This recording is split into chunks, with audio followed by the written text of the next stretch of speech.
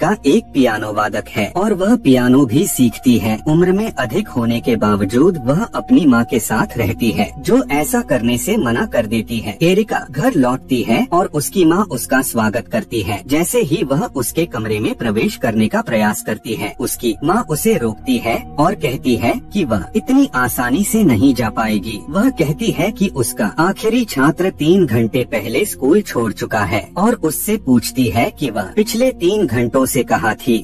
Areca उससे संघर्ष करती है क्योंकि वह ऐसी जानकारी साझा नहीं करना चाहती है, लेकिन उसकी माँ उसे परेशान करती रहती है और वह उसे कमरे में जाने से मना कर देती है। अंततः वह अपनी माँ को बताती है कि वह अभी रुकी है कुछ समय के लिए। उसे शांत करने के लिए कार के अंदर उसकी माँ उसके करीब जाती है और उसे पीछे खींचना शुरू कर देती है। वह अपनी माँ के साथ बैग को वापस खींचती है, लेकिन वह असफल हो जाती है और उसकी माँ उसका बैग ले लेती है। उसकी माँ बैग की जांच करने लगती है और वह कपड़े देखती है। उसी क्षण वह भी कमरे में प्रवेश करती है और अपनी अलमारी की जांच करती है ताकि वह एक नया सूट ढूंढ सके जो उसने खरीदा था, लेकिन उसे वह नहीं मिला। उसकी माँ ने उसकी बैंक बुक मांगी, उसने उसे खोला और कमरे से बाहर आते समय अपने पास मौजूद पैसे की जांच की। अपने खोए हुए सूट के बारे में अपनी माँ को बताने के लिए वह अपनी माँ से बहस करती है, लेकिन उसकी माँ जिद्दी बनी रहती है, जिससे उसे जवाबी कार्रवाई करने के लिए मजबूर होना पड़ता है। वह अपनी माँ के बालों के लिए जाती है और वह उसके बालों को खींचती है और उससे लड़ती है। कुछ मिनट बाद उसकी माँ रोने लगती है। वह कहती है कि उसके पास है, उसके सिर पर चोटें और घसीटने से उस पर अधिक प्रभाव पड़ा होगा। एरिका के शरीर में दबा हुआ गुस्सा उसे यह कहने के लिए मजबूर करता है कि वह चाहती है कि उसकी माँ को दिल का दौरा पड़े और उसकी मृत्यु हो जाए, लेकिन वह अपने दर्द पर नियंत्रण रखती है और वह अपनी बात पूरी नहीं करती है। हालांकि उसकी माँ जानती है बयान कहाँ समाप्त हो सकता है और रोती रहती है। एरिका भावुक हो जाती है। वह रोते हुए अपनी माँ के करीब जाती है और माफी मांगती है। वह अपने बालों की जांच करने में उसकी मदद करती है और वे मिल मिलाप करते हैं, जबकि एरिका रात में अपने दांत साफ करती है। उसकी माँ शिकायत करती रहती है कि उन्होंने उसके पैसे का उपयोग कैसे किया होगा। के लिए कपड़े खरीदती थी, लेकिन एरिका का दावा है कि यह कपड़ा कालातीत है और इसका उपयोग लंबे समय तक किया जाएगा और वह इसके साथ यादें भी बनाए रखेगी। जब वह अपनी माँ के पास बिस्तर पर सोती है तो उसकी माँ अपने छात्रों के बारे में पूछती है और वे बात करते हैं। अगले दिन एरिका काम पर चली जाती है। उसके छात्र और उसके शिक्षण के बाद वह काम छोड़ देती है और अपनी माँ से मिलती है। वे दोनों परिवार द्वारा आयोजित एक गायन में भाग लेने के लिए ब्लोंस्की के घर जाते हैं। जैसे ही वे लिफ्ट में प्रवेश करते हैं, वे देखते हैं कि एक आदमी उनके साथ लिफ्ट में शामिल होने का प्रयास कर रहा है, लेकिन वे बंद हो जाते हैं। इसकी परवाह किए बिना कि आदमी उनके ठीक पीछे दौड़ते हुए सीढ़ियाँ चढ़ता है जब तक कि वह ब्लोंस्की के दरवाजे के सामने नहीं पहुंच जाता। उनके साथ ही वह एरिका से अपना परिचय देने की कोशिश करता है, लेकिन वह उस पर कोई ध्यान नहीं देती है जब तक कि श्रीमती ब्लोंस्की दरवाजा नहीं खोलती और लड़के से कहती है। वाल्टर क्लेमर उसका भतीजा है। गायन शुरू होता है और एरिका अपनी प्रस्तुति के बाद खूबसूरती से बजाती है। श्रीमती ब्लोंस्की सुझाव देती है कि सभी मेहमानों को डोट भोजन के लिए ब्रेक लेना चाहिए और ब्रेक के दौरान वाल्टर एरिका से मिलने आता है और कहता है कि वह उसके हाथों को चूमना चाहता है क्योंकि वह इतनी सुंदर है, उसने बजाया है। वे संगीत के बारे में बात करते हैं और वह उसे बताता है कि यद्यपि वह एक इंजीनियरिंग छात्र है, उसे संगीत पसंद है और वह इसके बारे में पढ़ता है। एरिका उसे यह भी बताती है कि उसके पिता की मृत्यु शरण में हो गई थी, जबकि एरिका की माँ मिस्टर ब्लोंस्की के साथ बातचीत कर रही थी। जब उसकी माँ वाल्टर वापस आता है और उसके लिए ड्रिंक लेने जाता है और उसकी माँ उसे बताती है कि वह सोचती है कि वाल्टर एक जोक है। ब्रेक खत्म होने के बाद परिवार वाल्टर को डोट बजाने के लिए बुलाता है। वह उन्हें बताता है कि एरिका के साथ बातचीत के कारण उसकी पसंद का गाना बदल गया है और वह शूबर्ट का गाना बजाने के लिए आगे बढ़ता है। वह गाना जो एरिका को सबसे ज्यादा पसंद है। वह उसे देखती है और बाद में वह अपनी कक्षा के बाद अपने कुछ छात्रों को पढ़ाने जाती है। जैसे ही वह निकलने वाली होती है, वह अपने एक छात्र अन्ना के माता पिता से मिलती है। माँ शिकायत करती है कि अन्ना एरिका से दुखी है। एक संगीत कार्यक्रम में उसे बजाने से रोका। एरिका ने दावा किया कि उसने उसे रोका नहीं, बल्कि उसने उसे केवल यह बताया कि एक वाद्य यंत्र बजाना जुनून से कहीं अधिक है और उसे और अधिक प्रशिक्षण लेने की जरूरत है। वह अन्ना से मिलने जाती है और उस प्रशिक्षण के दौरान वह अपनी माँ को फोन करके कहती है कि वह देर से लौटेगी और प्रशिक्षण के बाद वह एक पोर्नोग्राफी स्टोर में जाती है। वह निजी कमरे तक पहुँच के लिए भुगतान करती है और जब वह अपनी बारी का इंतजार करती है तो सभी पुरुष उसकी ओर देखते हैं। कमरे में मौजूद आदमी के बाहर आने के बाद वह प्रवेश करती है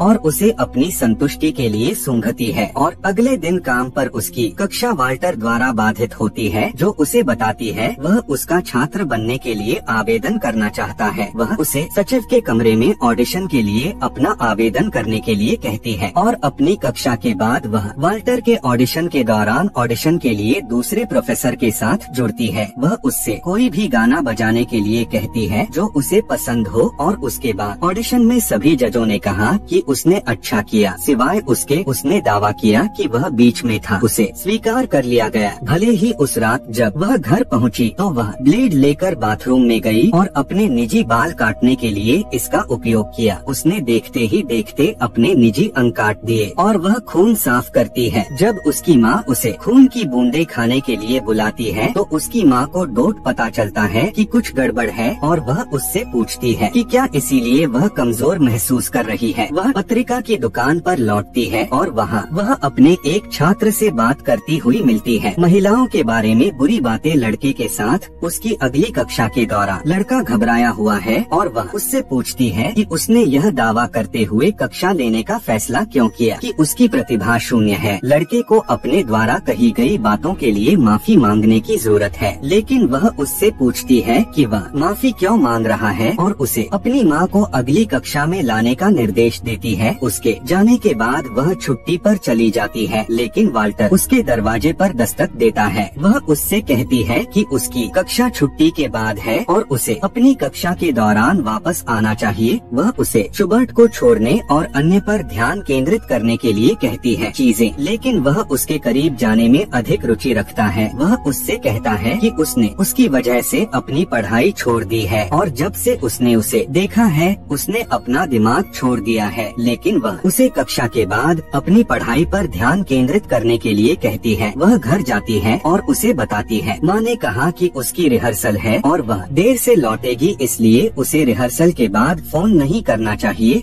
वह अपने सहकर्मी से कहती है कि वह उसकी माँ का फोन न उठाए। फिर वह एक रेस्तरां में जाती है और रात तक वहाँ अकेली बैठी रहती है। रात में वह पार्क में जाती है और वह एक जोड़े को डोट अपनी कार में सेक्स करते हुए देखती है। वह हस्तमैथुन करने के लिए झुकती है और जब वे उसे पकड़ लेते हैं तो वह भाग जाती है। वह घर लौटी है और उसकी माँ थप्पड़ों से उसका स्वागत करती है, हालांकि वह उसे वापस लौटा देती है। अगले दिन अन्ना की रिहर्सल होती है, लेकिन अन्ना घबरा जाती है। एरिका उस पर गुस्सा हो जाती है और कहती है कि यह सिर्फ एक रिहर्सल है और उसे अपने साथियों के साथ मंच पर जाने के लिए मजबूर करती है, लेकिन वाल्टर एना को शांत करता है। वाल्टर एना को प्रोत्साहित करता है और वह हिम्मत जुटाती है और खेलने के लिए आगे बढ़ती है। वह एरिका की ईर्ष्या को खत्म करते हुए खूबसूरती से खेलती है, इसलिए एरिका अंदर चली जाती है। कोर्ट रूम में एक ग्लास से वह कपड़ों के अंदर का ग्लास तोड़ती है और शो के बाद एना की जेब में डाल देती है। वाल्टर अपने फैसले के बारे में उससे मिलने आता है कि उसे शुबर्ट की भूमिका नहीं निभानी चाहिए। जब वे बात कर रहे थे तो एना खुद को घायल करने के बाद उनके पीछे दर्द से चिल्ला रही थी।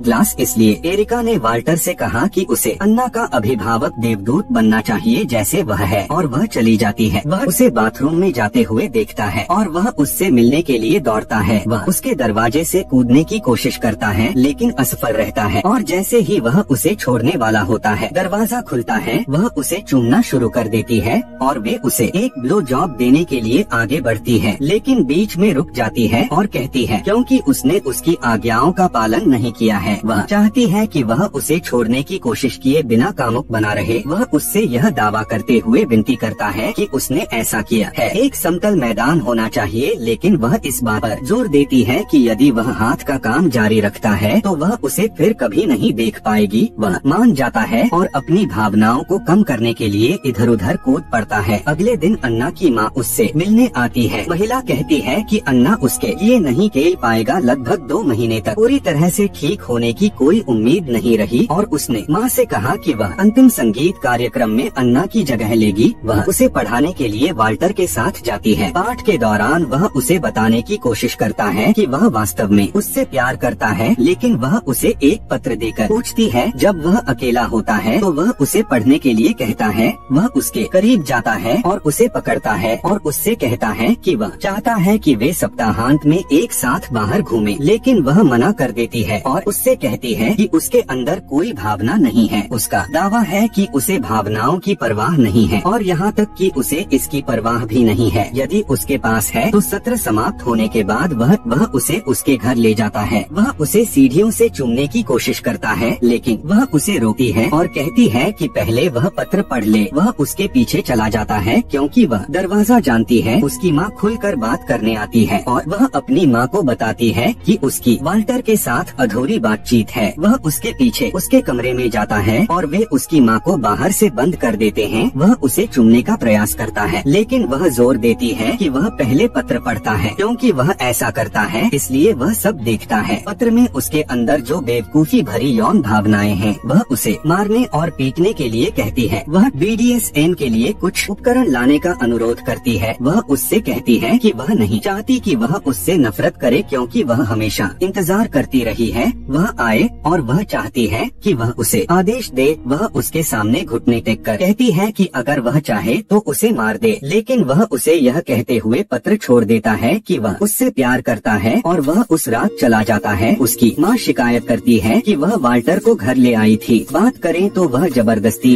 अपनी माँ पर चढ़ जाती है और उसे चूमना शुरू कर देती है, लेकिन उसकी माँ विरोध करती है और उसे पागल कहती है। अगले दिन वह वाल्टर के पास माफी मांगने जाती है। वह उसे आइस रिंग पर पाती है और वह उससे मिलने जाती है। वह उसे यह कहते हुए कोठरी में ले जाती है वह उससे प्यार करती है और उन्हें संबंध बनाना चाहिए। हालांकि जब वे एक सामान्य जोड़े की तरह यौन संबंध बनाने का प्रयास करते हैं तो उसे उल्टी होती है। वह उसे फिर से यौन संबंध बनाने के लिए कहकर सफाई करती है, लेकिन वह उसे बदबूदार कहकर मना कर देता है। जब वह उस रात अपनी माँ के साथ सो रही थी तब उसे खटखट की आवाज सुनाई देती है। पता चला कि वह वाल्टर है। वह प्रवेश करता है और उसका अपमान करते हुए कहता है कि वह उसके साथ उसी तरह व्यवहार करेगा जिस तरह वह चाहती है। वह उसकी माँ को निर्देशानुसार एक कमरे में बंद कर देता है और उसे तब तक थप्पड़ मारता है जब तक कि उसका चेहरा खून से लथपथ न हो जाए। वह उसके साथ यौन संबंध बनाता है और उसे वहीं छोड़ देता है। वह रेंगती है। उसके कमरे का दरवाजा उसकी माँ के लिए खुलता है जो उसे शांत करती है। अगले दिन वह संगीत कार्यक्रम के लिए अपने साथ एक चाकू ले जाती है जहाँ उसे अन्ना की जगह लेनी होती है। वह अन्ना और उसकी माँ से मिलती है और संगीत समारोह के दरवाजे के पास रुकती है। वाल्टर अपने परिवार के साथ आता है और वे उसका स्वागत करते हैं। वह उसके पास से गुजरता है और कहता है कि वह उसकी जगह सुनने के लिए इंतजार नहीं कर सकता और चला जाता है। उसे बुरा लगता है और चाकू उठाता है और उसकी बाह पर वार करता है। उसके शरीर से खून बहने लगता है। जैसे ही वह हॉल से बाहर निकलती है और सड़क पर प्रवेश करती है और फिल्म यहीं समाप्त होती है।